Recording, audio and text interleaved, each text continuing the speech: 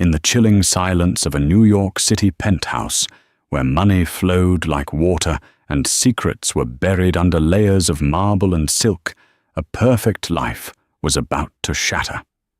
Catherine Sterling, 7 months pregnant, and glowing with a joy she believed was real, stood at the top of a grand spiraling staircase. Her millionaire husband, Richard, the man who had promised her the world, stood behind her, his voice a venomous whisper. Below, in the shadows of the foyer, stood his mistress, Vanessa. Her arms crossed a smirk, playing on her lips.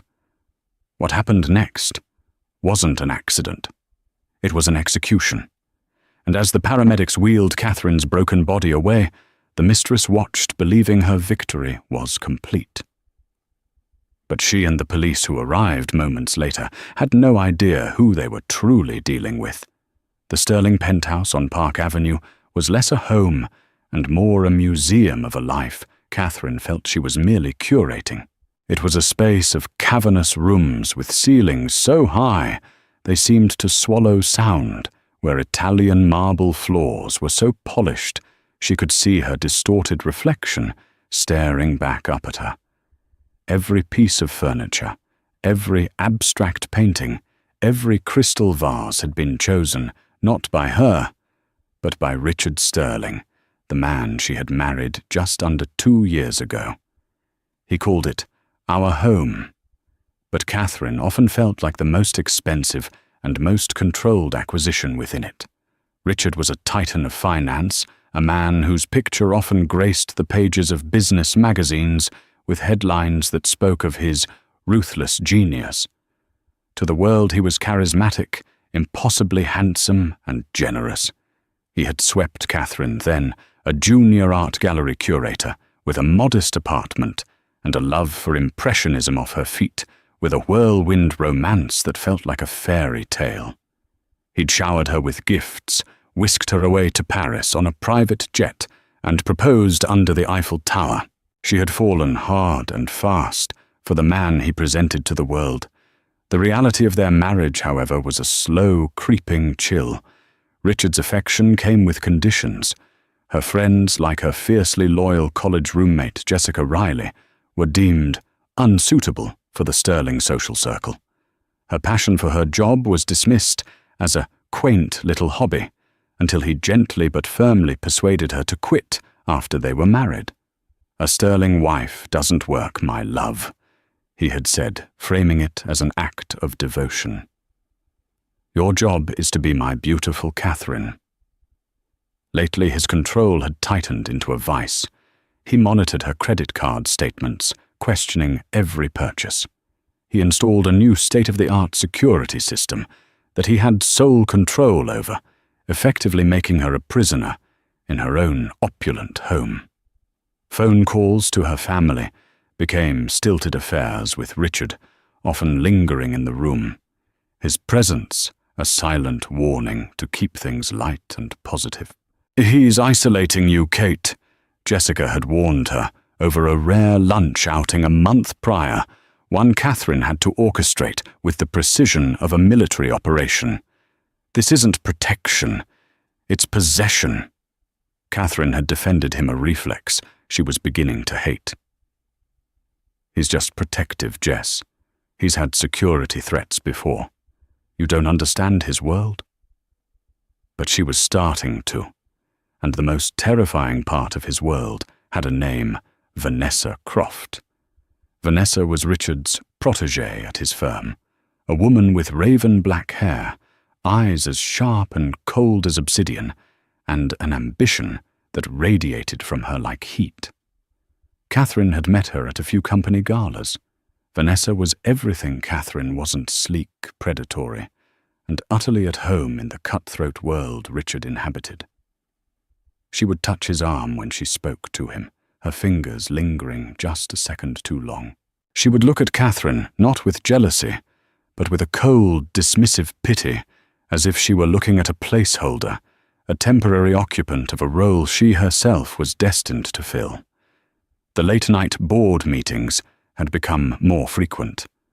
Richard would come home smelling faintly of a perfume that wasn't hers, a sharp jasmine scent that clung to the fibers of his custom-tailored suits. When she'd confronted him, her voice trembling, he had laughed it off. "Darling, you're pregnant and hormonal," he'd said, his smile never reaching his eyes. "Vanessa is a crucial part of my team. Are you accusing me of infidelity after everything I've given you?" He had a way of turning her valid fears into accusations of her own ingratitude, leaving her feeling small and foolish. But the discovery of the second phone tucked away in his gym bag had shattered her last vestiges of denial. The screen lit up with a message from V. He can't wait to be rid of her. The prenup is the only thing stopping him. But not for long. The prenuptial agreement. Catherine had barely glanced at it, so blinded by love and trust. Her lawyer had urged caution, but Richard had been so persuasive, framing it as a mere formality to protect his business interests for their future children. Now the memory of his words chilled her to the bone. She had retrieved the document from their safe, her hands shaking. The clauses were ironclad. In the event of a divorce, initiated before the birth of their first child, she would walk away with a paltry, insulting sum. However, if a child was born of the marriage, a trust would be established, and her settlement would be in the tens of millions. Her baby. Their son, who was currently kicking gently against her ribs, was not a symbol of their love to Richard. He was a financial liability, a multi-million-dollar problem.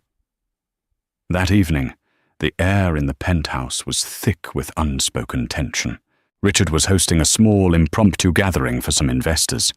He had insisted she wear a tight silk sheath dress, one that she felt was unflattering to her 7-month bump, but he had waved away her discomfort. "I want to show off my 2 most precious assets."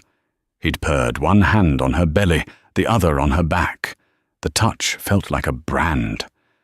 During the party, she saw Vanessa arrive uninvited. She glided into the room, a vision in crimson, and made a beeline for Richard. Catherine watched them from across the room, a knot of ice forming in her stomach. She saw the shared glances, the conspiratorial whispers. At one point, Vanessa's eyes met hers across the crowded living area, and the woman offered a slow, deliberate smile. It was a victor's smile. When the last guest had departed, the silence that descended was heavier than any sound. The staff had been dismissed for the night. It was just the 3 of them. Vanessa stood by the massive floor-to-ceiling window overlooking the glittering city, a glass of champagne in her hand, the very picture of arrogance. Catherine knew she couldn't live this lie another moment. Her baby's life and her own depended on her courage. "Richard," she began, her voice steadier than she expected. "We need to talk." He turned from the bar, his expression one of weary indulgence. "Catherine, it's been a long night. I know about the phone, Richard. I know about Vanessa." The mask of the charming husband dropped, replaced by a cold, flat emptiness that terrified her. He didn't deny it. He didn't even try. He simply looked at her, as if she were a piece of furniture he was tired of. "So you've been snooping," he said, his voice dangerously low. "How disappointing." "I want a divorce." Catherine said the words, tasting like ash in her mouth. She clutched her belly, a primal need to protect her son washing over her. Richard laughed, a harsh, ugly sound that echoed in the vast room. "A divorce? Don't be stupid, Catherine. You'll get nothing. You'll be back in your tiny apartment with nothing to show for your time as Mrs. Sterling. Read your prenup." "I have," she shot back, a spark of defiance flaring within her. "And I know that changes once our son is born." That was her mistake. The moment the words left her lips, she saw a flicker of something in his eyes. It wasn't anger. It was calculation. A dark, chilling clarity. He glanced over at Vanessa, who had been watching the entire exchange with detached amusement.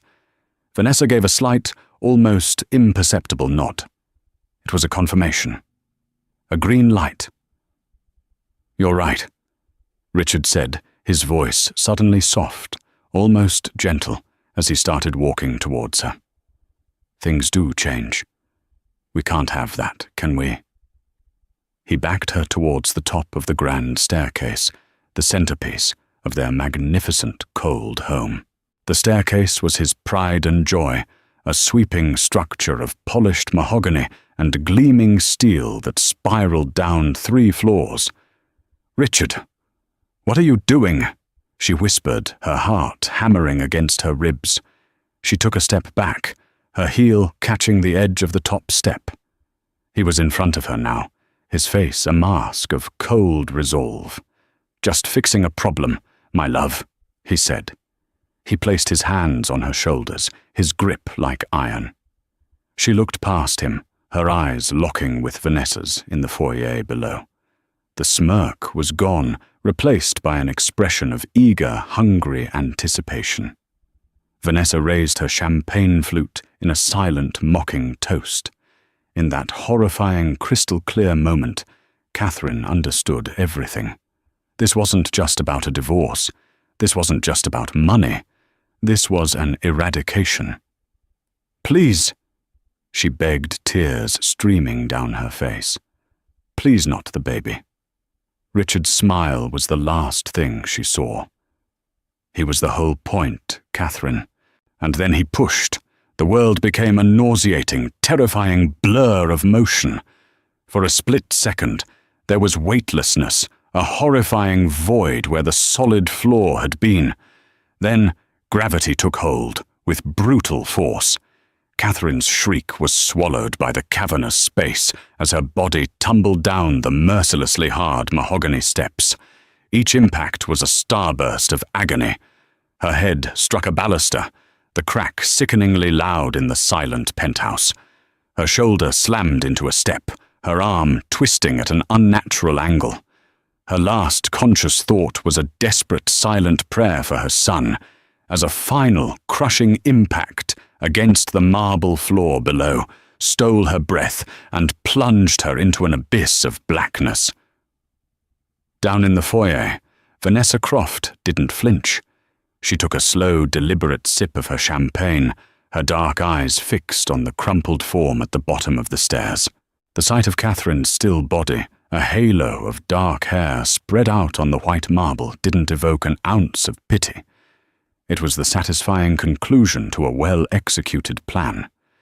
This was her prize. The man, the fortune, the life. She had won. Above, Richard Sterling stood at the top of the stairs, his breathing slightly ragged, not from exertion, but from the adrenaline of a predator that had just made a kill. He looked down, his expression unreadable. He ran a hand through his perfectly coiffed hair, his mind already shifting from the act itself to the performance that must now begin. He smoothed his jacket, composed his face into a mask of shock and horror, and then let out a gut-wrenching cry. "Catherine!" His shout was a masterpiece of fabricated despair. He thundered down the stairs, carefully sidestepping his wife's body, and discovered her. He dropped to his knees beside her, his movements theatrical. "Oh my God, no, Kate. Baby, can you hear me?" He touched her cheek, recoiling as if her skin were on fire. He looked up at Vanessa, his eyes wide with feigned panic. "Call 911 now." Vanessa, playing her part, fumbled for her phone with hands that were perfectly steady.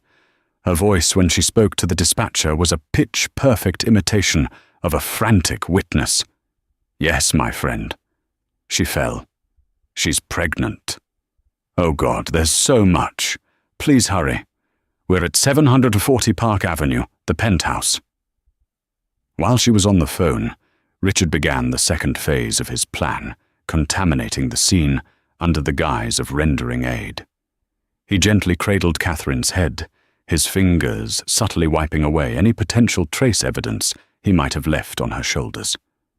He pulled her dress down, adjusting it to seem more like a tragic, awkward fall, rather than a violent push. Every touch was calculated, every movement designed to obscure the truth. The wail of sirens grew from a distant cry to an overwhelming roar that filled the opulent street below.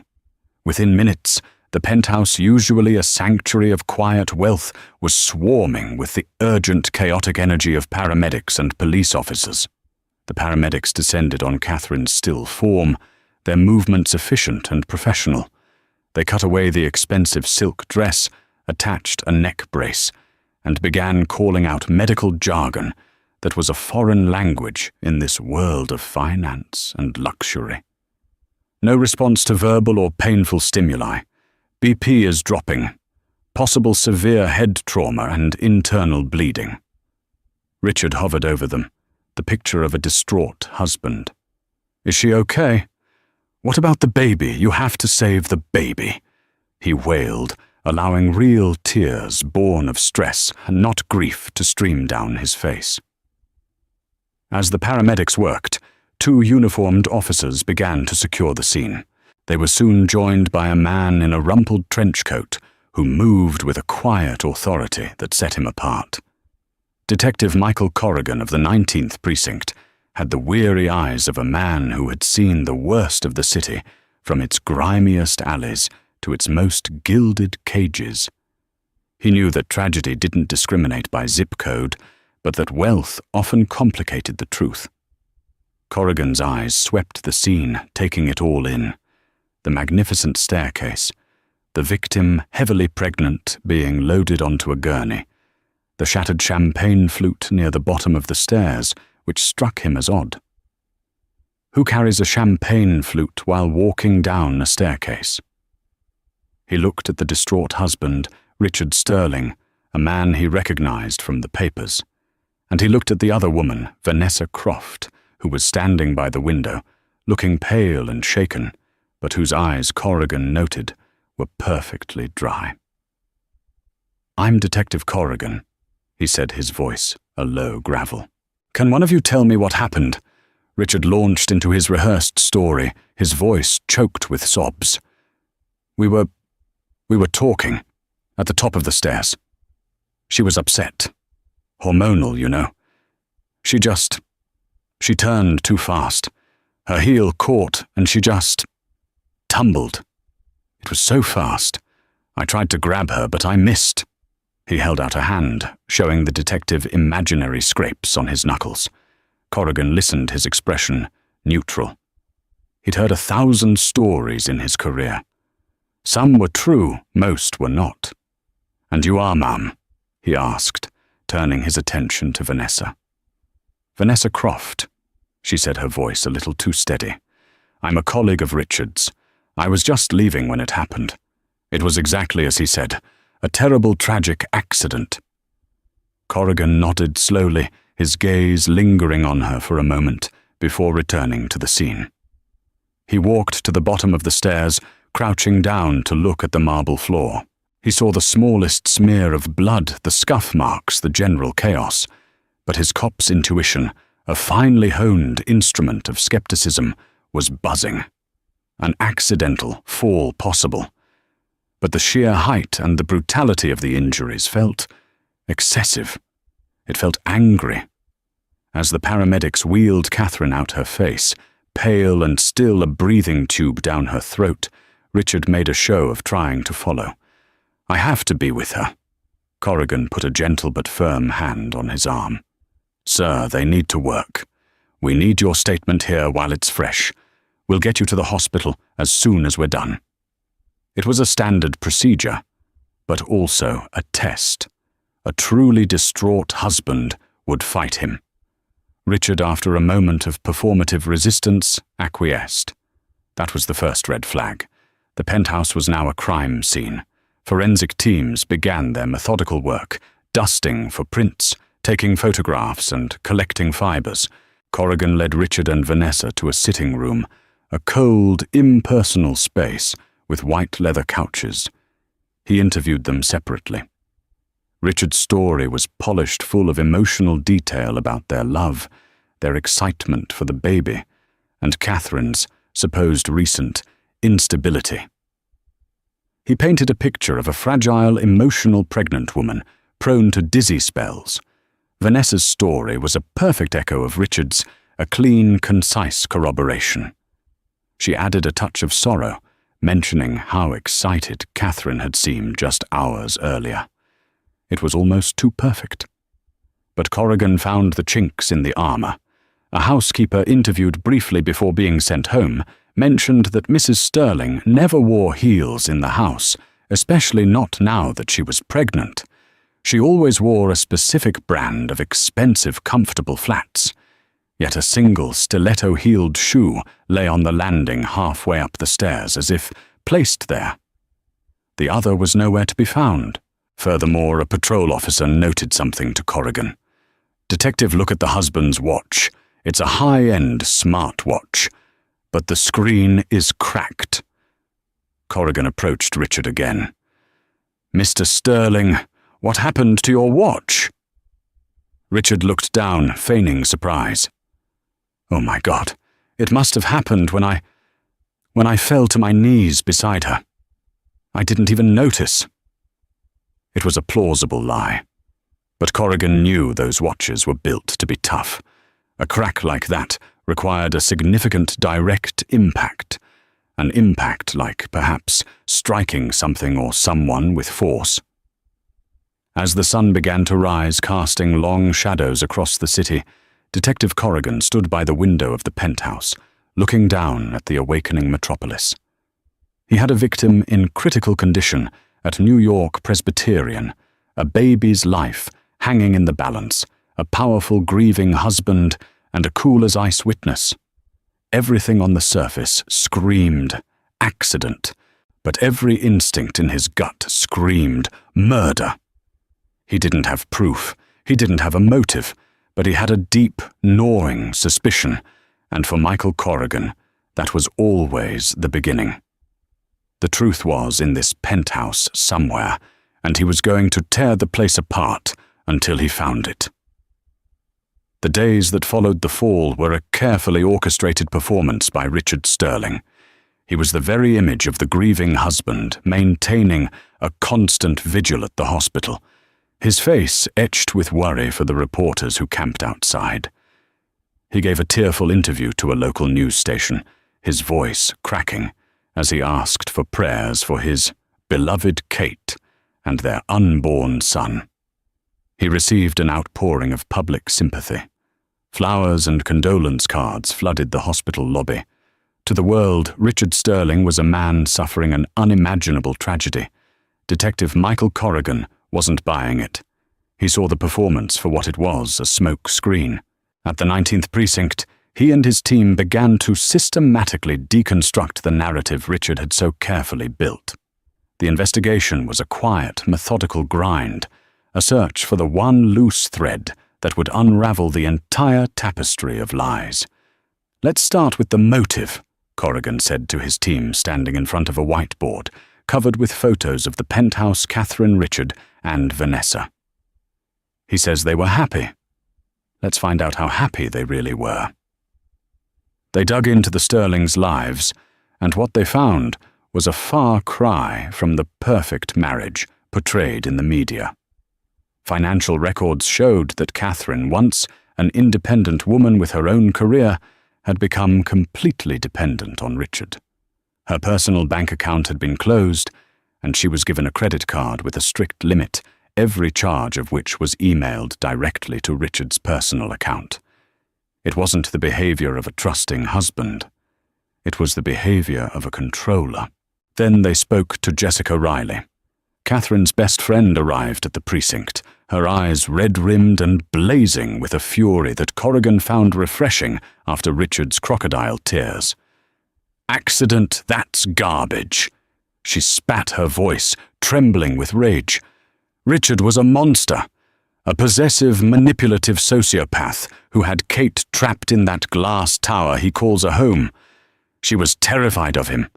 She called me 2 weeks ago from a burner phone she kept hidden in a shoebox. This was the break Corrigan had been looking for. A burner phone. Yes, Jessica said, pulling a slip of paper from her purse. She gave me the number just in case. She said he tracked her real phone, read her texts, listened to her calls. She was planning to leave him. She was just waiting until the baby was born. She knew the prenup was a trap. Jessica's testimony blew the case wide open. It provided the one thing Corrigan had been missing, a clear and powerful motive. The prenuptial agreement was pulled and examined by the DA's office. It was exactly as Jessica described. A divorce before the birth of the heir meant Catherine walked away with next to nothing. After the birth, she was set for life, and so was her child. Richard didn't want a divorce. He wanted an erasure of his entire marital and financial obligation. Killing Catherine before the baby was born would solve everything. If the baby died too, it was a clean slate. With this new information, Corrigan's team doubled down. They executed a warrant to search the penthouse again, this time with a fine-toothed comb. They were looking for the burner phone for any evidence of Catherine's plan to leave. They didn't find the phone, but the forensics team found something else, something Richard and Vanessa had overlooked in their arrogance. The penthouse was a smart home, controlled by a sophisticated network of voice-activated assistants, speakers, and security cameras. Richard controlled the system, and he believed he had deleted all relevant data from the cloud servers. He had manually turned off the main security cameras in the foyer just before the party citing privacy for our guests. But he had missed one thing: a small, unassuming smart speaker on a console table in the living area, just out of sight of the staircase, but within clear earshot. A tech-savvy detective on Corrigan's team managed to access the device's buffered audio recordings from the cloud fragments of sound the system stored temporarily before overwriting. They sifted through hours of party chatter and clinking glasses until they found it, the audio from the moments leading up to the fall. The sound quality was slightly muffled, but the words were chillingly clear. Catherine: I know about the phone, Richard. I know about Vanessa. Richard: So you've been snooping. How disappointing. Catherine: I want a divorce. Richard, laughing: Don't be stupid, Catherine. Read your prenup. Catherine: I have, and I know that changes once our son is born. There was a pause, then a new voice, female, cold and clear. Vanessa: She knows. You have to handle it, Richard. Now. Richard: You're right. We can't have that. Can we? The audio captured the sound of footsteps, a muffled plea from Catherine, and then a sickening thud followed by a series of horrific percussive impacts. It was all there. Conspiracy and murder captured in a disembodied digital echo. We've got them, Corrigan said, a grim satisfaction in his voice. Simultaneously, the medical reports came back. Catherine's injuries were inconsistent with a simple fall. The coroner noted the presence of deep, symmetrical bruising on her upper shoulders, the kind left by fingers gripping and pushing with immense force. The crack on Richard's smartwatch was also analyzed. Microscopic fibers embedded in the cracked glass were a perfect match for the silk dress Catherine had been wearing. He hadn't cracked it by falling to his knees. He had cracked it when his arm swung forward, pushing her into the void. Corrigan now had a motive, a timeline, physical evidence, and a recording of the crime itself. He had Richard Sterling and Vanessa Croft dead to rights. He felt the familiar cold thrill of a case locking into place. All he needed now was his star witness. But she was lying in a hospital bed, lost to the world a machine, breathing for her. He paid a visit to the hospital, standing outside Catherine's room in the ICU. He watched through the glass as Richard sat by her bedside, holding her hand, his face a perfect mask of grief for the nurses to see. He was whispering to her, and Corrigan strained to see the words he was mouthing. Just die. Please just die. The doctor's prognosis was grim. Catherine had suffered severe traumatic brain injury. If she ever woke up, she would likely have significant memory loss, if she could function at all. The baby, however, was a fighter.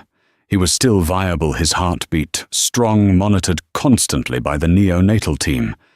He was a ticking clock. As long as that baby was alive and unborn, Richard's problem wasn't solved. Corrigan knew he had enough to arrest them. The DA was confident.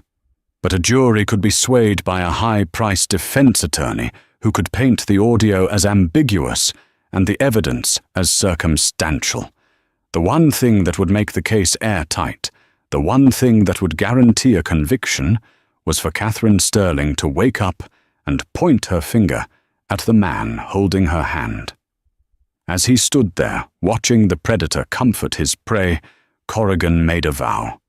He would get justice for her, whether she woke up or not. But dear God, he hoped she would wake up.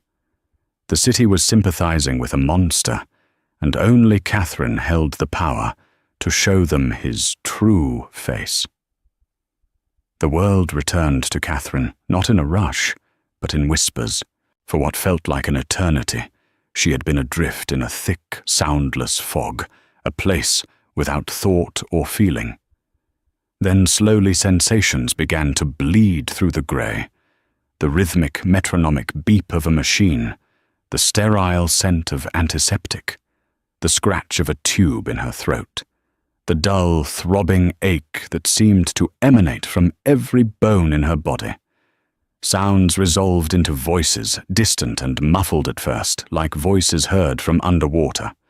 A kind female voice explaining medical terms she couldn't grasp. A deeper male voice offering a grim prognosis.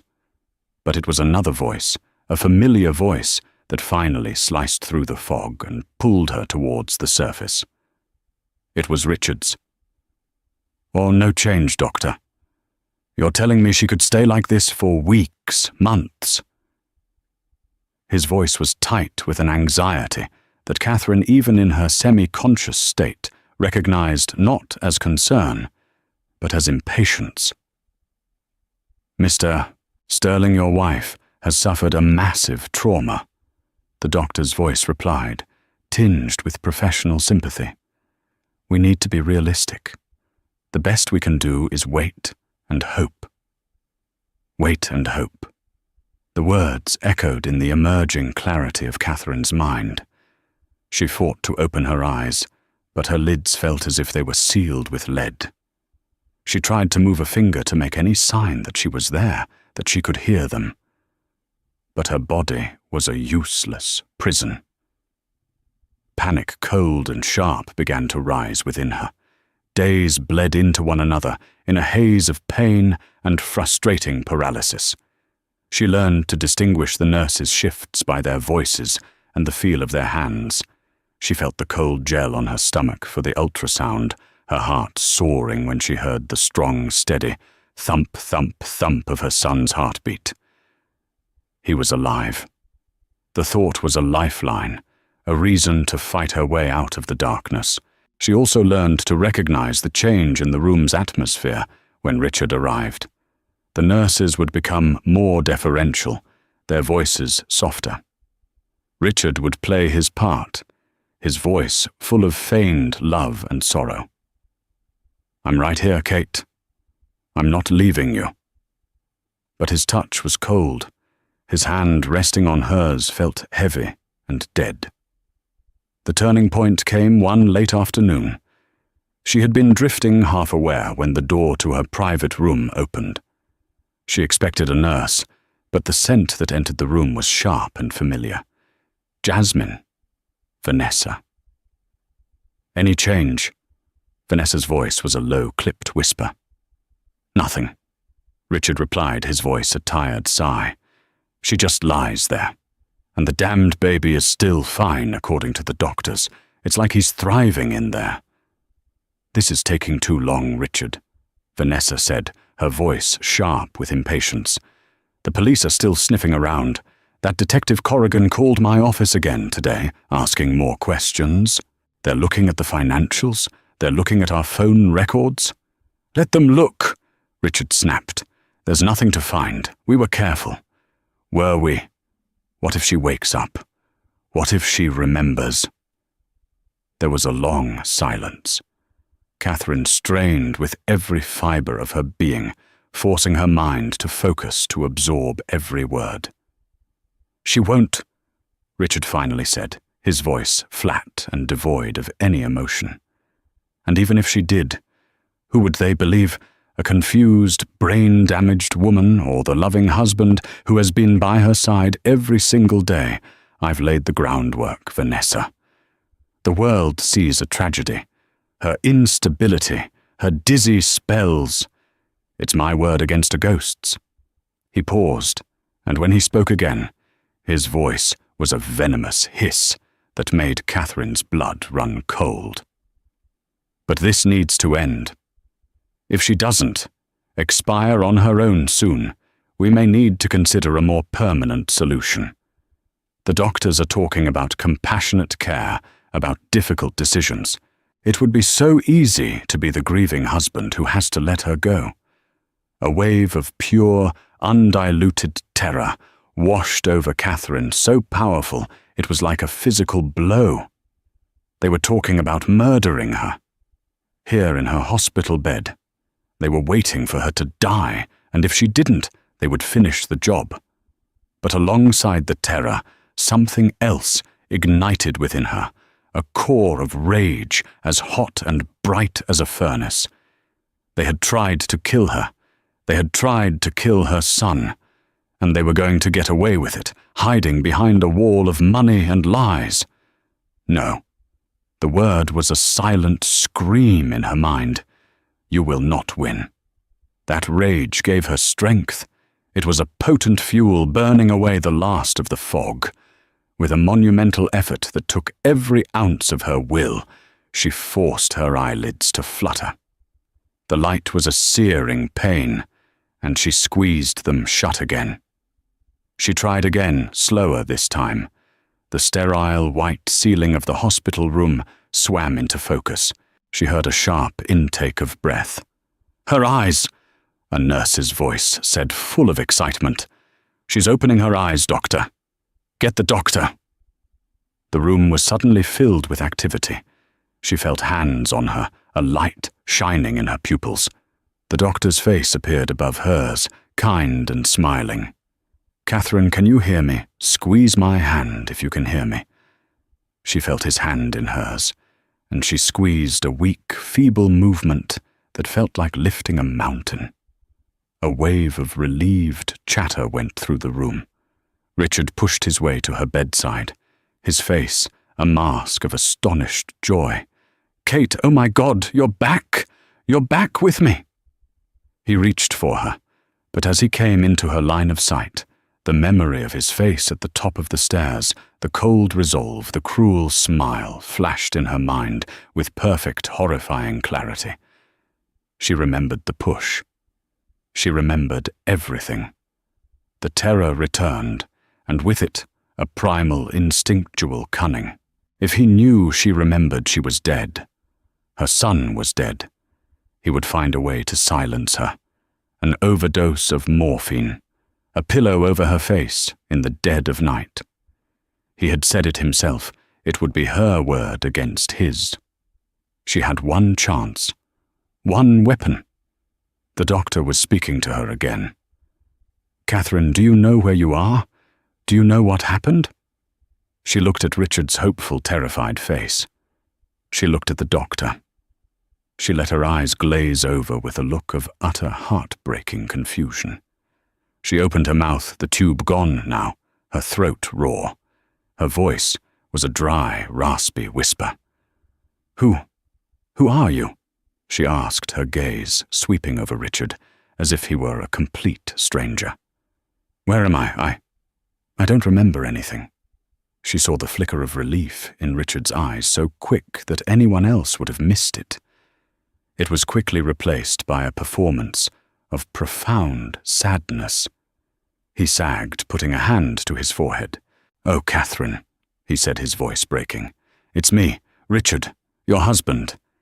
You had a terrible fall." The doctor put a comforting hand on Richard's shoulder. "It's not uncommon with this level of head trauma," he explained gently. "Amnesia. It could be temporary, or it could be more extensive. We'll have to run some tests." Catherine lay perfectly still, her heart hammering in her chest. The game had just changed. She wasn't a helpless victim anymore. She was a hunter, hiding in plain sight. From this hospital bed, feigning weakness and memory loss, she would become their worst nightmare. She would let them believe they were safe, let them drop their guard. And she would gather everything she needed to destroy them, for herself and for the son who was still fighting for his life inside her. The diagnosis of retrograde amnesia was Richard's salvation. He threw himself into the role of the devoted, heartbroken husband, nursing his wife back from the brink. He brought in photo albums regaling the doctors and nurses with fabricated stories of their whirlwind romance. He sat by her bed for hours, reminiscing about a life that was a carefully edited fiction, all while Catherine watched him from behind a mask of vacant confusion. It was the most terrifying and exhausting performance of her life. Every gentle touch from him made her skin crawl. Every loving word felt like a razor blade against her soul. But she played her part flawlessly. She was a blank slate, a fragile, frightened woman trying to piece together a life she couldn't remember. She would ask him simple questions. Did we have a favorite restaurant? Did I like the color blue? And watch his face, studying the micro-expressions of relief and smug satisfaction. He thought he was in control. He thought he had won. He had no idea he was a fly caught in a web he couldn't see. Her only true ally was Jessica. When Jessica first visited the reunion, was agonizing. Seeing the genuine love and terror in her friend's eyes, Catherine wanted to break down and tell her everything. But Richard was there watching, so she had to treat Jessica like a kind stranger. "This is Jessica," Richard had said, his arm possessively around Catherine's shoulders. "Your best friend, since college." Catherine had looked at Jessica with wide, empty eyes. "I'm sorry," she whispered, a genuine tear of frustration and grief slipping down her cheek. "I don't—" Jessica's face crumpled, but she quickly composed herself, understanding instinctively that something was wrong. She played along, reintroducing herself, talking about light, simple memories. But as she leaned in for a hug, her mouth next to Catherine's ear, she whispered 4 critical words. "I don't believe him." That was all Catherine needed. Her next move was risky. During a medical examination when Richard was forced to wait outside, Catherine scribbled a frantic, shaky note on a piece of paper from the lunch tray and slipped it into the pocket of a friendly young nurse named Maria, who Richard often dismissed with arrogant disdain. The note was simple. "Give this to Jessica Riley. Tell no one." The note read, "I remember everything. He pushed me. Amnesia is a lie to stay alive. Need help. Get word to Detective Corrigan." The next day, Jessica returned her demeanor outwardly, the same, but with a new intensity in her eyes. While Richard was on a business call in the hallway, Jessica helped Catherine adjust her pillows. As she did, she slipped a tiny object into Catherine's hand, a burner phone, no bigger than a credit card, and a slip of paper with a number on it. "Corrigan's direct line," she breathed. "The nurse Maria is a friend of my cousin. She's on our side. She'll cover for you during her shifts." A lifeline. That night, with Maria standing guard at the door, Catherine made the call. Her voice was a low, urgent whisper as she told Detective Corrigan everything. To push the conversation she overheard between Richard and Vanessa, and her current deception. On the other end of the line, Corrigan listened, a cold fury building inside him. He had the audio, the forensics, the motive, but this was the final devastating piece, a living witness. "Okay, Catherine," he said, his voice steady and reassuring. "You are doing something incredibly brave, but you need to stay safe. Do not let them suspect for a second. We're coming for them. But I want to nail them to the wall so they never see the light of day again. To do that, I need your help. We have the audio of them talking before the fall, but his lawyers will say it's out of context. We need something more. Something that shows clear intent. Something recent." Catherine's mind raced. "His laptop," she whispered. "He brings it here every day. He thinks I'm practically a vegetable. He works for hours. All his business, his entire life is on that laptop. And on his phone. Can you get access?" Corrigan asked. "He leaves the room sometimes to talk to doctors or take calls," Catherine said, a plan forming in her mind. "But it's password protected. I don't know the password." "Try his ego," Corrigan suggested. "His birthday, his company's name, something he's proud of." The next afternoon, the opportunity came. Richard was in the room typing furiously on his sleek silver laptop. A specialist came in to discuss Catherine's physical therapy schedule, and Richard stepped out into the hall, leaving the laptop open on the bedside table. Catherine's heart pounded. This was it. Her hands trembled as she reached for the machine. The screen was locked, demanding a password. She took a deep breath and thought like Richard. What was the most important thing in the world to him? Himself. His legacy. She typed in the name of his first, highly successful hedge fund, a name he mentioned constantly in his reminiscing Sterling Alpha Wong. The screen unlocked. She was in. A wave of triumphant adrenaline surged through her. She didn't have much time. Following Corrigan's whispered instructions from the night before, she ignored the documents and emails. She was looking for one thing. She found the search history in his web browser. Her blood ran cold as she read the recent entries. How to override hospital life support systems. Potassium chloride dosage lethal. Does a will become void if a spouse is institutionalized? Best criminal defense attorneys, New York City. Countries with no extradition treaty with the U.S. It was a step-by-step guide to her murder and his escape. He wasn't just waiting for her to die. He was actively researching how to make it happen.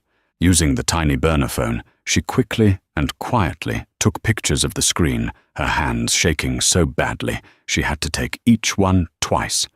She navigated to his cloud storage, a drive filled with encrypted folders.